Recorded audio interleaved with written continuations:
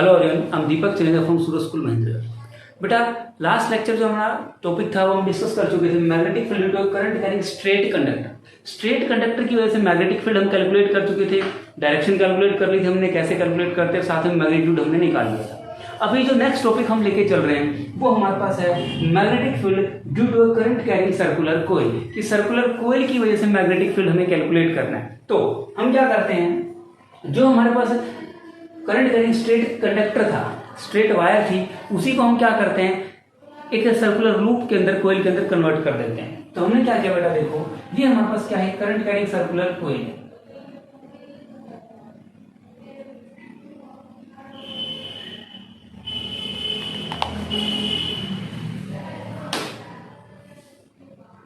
ये हमारे पास क्या होगा, करंट कैरिंग सर्कुलर कोइल होगी हमारे पास। ठीक है, अब इस कोइल को हम क्या करते हैं, किसी कार्डबोर्ड के अंदर, सपोज ये कोई कार्डबोर्ड है, इसके अंदर हम लगा देते हैं। इस तरीके से लगाते हैं कि जो कोइल का सेंटर है वो बिल्कुल यहाँ पे इस कार्डबोर्ड के सेंटर के अंदर आए। तो यहाँ पे हम क्या करेंगे, इस तरीके से पास किया हमने, ये कुछ इस तरीके से, और यहां से हम क्या करते हैं, इस कोइल को कनेक्ट कर देते हैं to the terminals of a battery.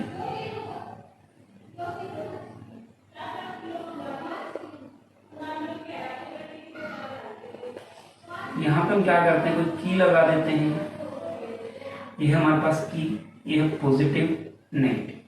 Clear है? तो हमने क्या किया, यहाँ पे ये हमारे पास क्या होगा, कोई सर्कुलर कोइल होगी, हमने सर्कुलर वायर ले ली, सर्कुलर कोइल ले ली, इसके अंदर कार्डबोर्ड के अंदर से हमने इसको पास कर दिया।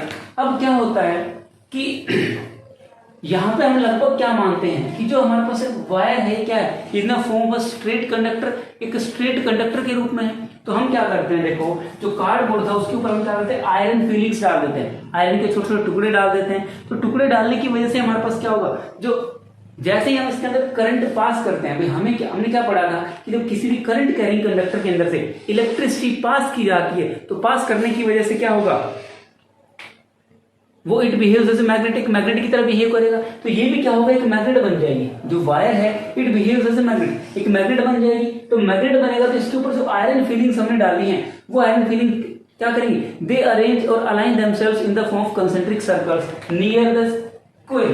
कोइल के पास क्या होता है, कुछ इस तरीके से क्या होंगे, कंसेंट्रिक सर्कल्स बन जाएंगे।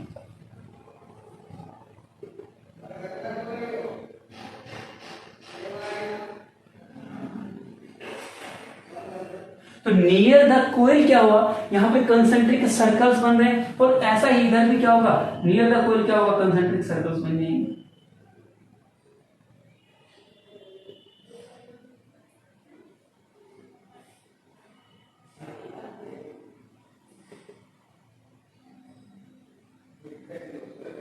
तो नियर द कोइल हमने क्या ऑब्जर्व किया कि यहाँ पे सर्कल्स बन गए, कंसेंट्रिक सर्कल्स बन जाते। कंसेंट्रिक सर्कल्स मतलब जिनका सेंटर सभी का क्या रहेगा, सेम रहेगा, centre remains same, centre same रहेगा, और क्या रहेगा यहाँ पे,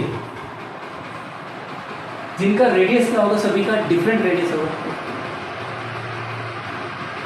ठीक है, रेडियस क्या रहेगा सभी का, ऑफ रहेगा, सॉरी क्या रेडियस क्या रहेगा, सभी का डिफरेंट रहेगा। क्लियर है? अब जैसे हम toward centre of the coil move करते हैं, as we move toward the centre of the coil, तो हमारे पास क्या होगा, लगभग क्या होती है, स्ट्रेट पैरेलल लाइंस होती है। क्या होंगी, स्ट्रेट पैरेलल लाइंस।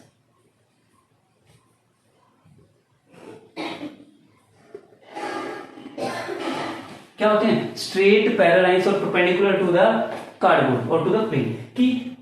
तो यहां से हम क्या बताते हैं कि जो मैग्नेटिक फील्ड होगी, वहां से हम क्या बताएंगे कि नियर द कोइल क्या रहती है, is in form of concentric circles, concentric circles के रूप में होगी हमारे पास, यहां भी और यहां भी। क्यों होती है, क्या यहाँ पे जो वायर है वो एक स्ट्रेट कंडक्टर के रूप में बिहेव कर रहा है, it behaves as a straight conductor, एक स्ट्रेट कंडक्टर के रूप में बिहेव कर रहा है। सो इस वजह से क्या होगा, मैग्नेटिक फील्ड होगी वो क्या होगी, कंसेंट्रिक सर्कल्स के रूप में, is in the form of concentric circles. और दूसरी तरफ अगर बात करें तो at the centre of the coil, coil के सेंटर की तरफ अगर हम बात करते हैं, तो मैग्नेटिक फील्ड लाइंस क्या होते हैं, they are nearly parallel to each other, एक दूसरे के पैरेलल होती है, and perpendicular to the plane, और प्लेन की क्या होंगी, परपेंडिकुलर होंगी। क्लियर हो गया? तो मैग्नेटिक फील्ड हमें पता चले कैसा होगी, मैग्नेटिक फील्ड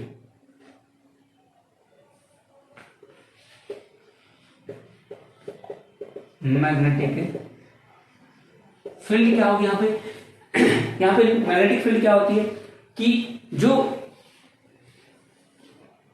हमारे पास स्ट्रेट कंडक्टर से स्ट्रेट वायर थे उसके पास क्या थी, मैग्नेटिक फील्ड क्या थी, is in the form of concentric circles, concentric circles के रूप में थी। और दूसरी तरफ अगर हम बात करें जो मैग्नेटिक फील्ड है नियर द सेंटर, सेंटर की अगर बात करें तो वो हमारे पास क्या रहेगी, एक स्ट्रेट पैरेलल लाइंस होती हैं, parallel to each other and perpendicular to the plane.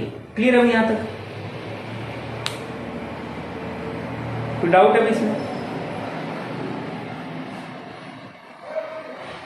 अब तो मैग्नेटिक फील्ड हमने यहां से बता दी। नेक्स्ट इसके बाद हम बात करते हैं कि direction of magnetic field. Magnetic field की डायरेक्शन क्या होगी, direction of magnetic field, direction of magnetic field कि मैग्नेटिक फील्ड की डायरेक्शन क्या होगी, कैसे कैलकुलेट करते हैं। तो देखो हम सिंपल सी बात करें यहाँ पे कि वहां पे हमने क्या किया था कि इस पॉइंट के ऊपर अगर हम बात करते हैं, सपोज हम यहाँ पे इस पॉइंट के ऊपर बात करेंगे तो मैग्नेटिक फील्ड का स्ट्रेट कंडक्टर के रूप में, तो स्ट्रेट कंडक्टर हैंड मींस क्या होगा, हम राइट हैंड थंब रूल का यूज कर लेंगे। क्या करेंगे, राइट हैंड थंब रूल। भाई मैग्नेटिक फील्ड की डायरेक्शन बताओ तो क्या करोगे, राइट हैंड थंब रूल का यूज कर लोगे। क्लियर है, तो यहाँ पे इस पॉइंट के ऊपर सिंपली क्या कहेंगे, राइट हैंड थंब रूल लगा सकते हैं हम। क्लियर हो गया, यहां से करंट अगर क्लॉकवाइज फ्लो कर रहा है या एंटी क्लॉकवाइज फ्लो करता है। क्लियर हो गया। अब नेक्स्ट हम क्या बताते हैं, जो मैग्नेटिक फील्ड लाइंस होंगे नियर द कोइल, हमने क्या बताया था, दे आर सर्कुलर और कंसेंट्रिक होते हैं, नियरली स्फेरिकली कंसेंट्रिक होंगी, और यहाँ पे क्या होते हैं, पैरेलल टू ईच अदर। तो इस वजह से हम क्या कह सकते हैं, यहाँ पे क्या होगी, यूनिफॉर्म मैग्नेटिक, यहाँ पे क्या होगी, यूनिफॉर्म मैग्नेटिक फील्ड होगी। क्लियर हो गया भाई। और यहाँ पे क्या होगी, कंसेंट्रिक सर्कल्स के रूप में होते हैं। जो मैग्नेटिक फील्ड होती है centre of the coil to be taken uniform, यहाँ पे क्या कहेंगे, जो मैग्नेटिक फील्ड होती है at the centre of the coil क्या रहेगी हमारे पास, यूनिफॉर्म रहेगी। क्लियर है, magnetic field is maximum at the centre of the coil. Suppose this is centre of the coil C, तो मैग्नेटिक फील्ड जो रहेगी मैक्सिमम रहेगी at the centre of the coil. Maximum कहां रहेगी, maximum at the centre, magnetic field क्या रहेगी, maximum रहेगी at the centre of the coil. Clear है भाई। अब हम डायरेक्शन फाइंड आउट करते हैं, how to find the direction of magnetic field, that is clock rule. Clock rule, clock rule निकाले। क्लोक रूल हमारे पास क्या होगा, देखो कि हम क्या करते हैं, किसी कोइल की तरफ फेस करके खड़े होते हैं, अगर करंट फ्लो कर रहा होता है क्लॉकवाइज डायरेक्शन में, if current flows in a clockwise direction, if current क्या है clockwise, then that pole is south, when the pole is taken as south pole, तो वो क्या रहेगा हमारे पास, साउथ पोल रहेगा। और अगर करंट होता है anti clockwise, then that face is taken as north pole, जो फेस हमारे पास रहेगा वो क्या रहेगा, नॉर्थ पोल रहेगा। क्लियर है भाई। तो यहां से हम बता सकते हैं कि हमारे पास अगर करंट फ्लो करता है क्लॉकवाइज तो हमारे पास क्या रहेगा, सपोज ये हमारे पास कोई कोइल है कुछ इस तरीके से, अगर यहां से करंट फ्लो करा, देखो यूं क्लॉकवाइज करंट फ्लो कर रहा है, then that pole is taken as south, तो इसका पोल क्या रहेगा हमारे पास, साउथ पोल रहेगा। पोल क्या रहेगा हमारे पास, साउथ। अगर करंट जो हमारे पास किसी कोइल के अंदर जो फ्लो करता है and that is taken as anti clockwise, current anti clockwise flow करता है कुछ इस तरीके से, then the pole is taken as north, तो पोल क्या रहेगा हमारे पास, नॉर्थ पोल। क्लियर है। तो यहां से हमने क्या बताया कि अगर करंट फ्लो करता है क्लॉकवाइज डायरेक्शन में तो हमारे पास क्या होता है, इज साउथ पोल, और अगर करंट फ्लो करता है एंटी क्लॉकवाइज, करंट क्या रहेगा, एंटी क्लॉकवाइज, तो that is taken as north pole, वो क्या रहेगा हमारे पास, नॉर्थ पोल रहेगा। क्लियर है भाई, इसके अंदर कोई डाउट है। अब नेक्स्ट हम इसके अंदर कैलकुलेट करते हैं magnitude of magnetic field, magnitude of magnetic field. Clear होगा। एक बार दोबारा से देख लो, डायरेक्शन ऑफ मैग्नेटिक फील्ड हमारे पास क्या रहेगा, that is by using clock rule, कि क्लोक रूल का यूज करके हम मैग्नेटिक फील्ड फाइंड आउट कर सकते हैं। और हम क्या बताएंगे यहाँ पे कि कोयल की तरफ फेस करके खड़े होते हैं हम, अगर करंट उसके अंदर से फ्लो करता है क्लॉकवाइज डायरेक्शन में तो that is taken as south pole, और अगर करंट फ्लो करता है anti clockwise that is taken as north pole. Clear है? तो यहां से बता सकते हैं साउथ या नॉर्थ पोल करंट की डायरेक्शन को देख। अब नेक्स्ट इसके बाद आता है magnitude of magnetic field. Magnitude of magnetic field,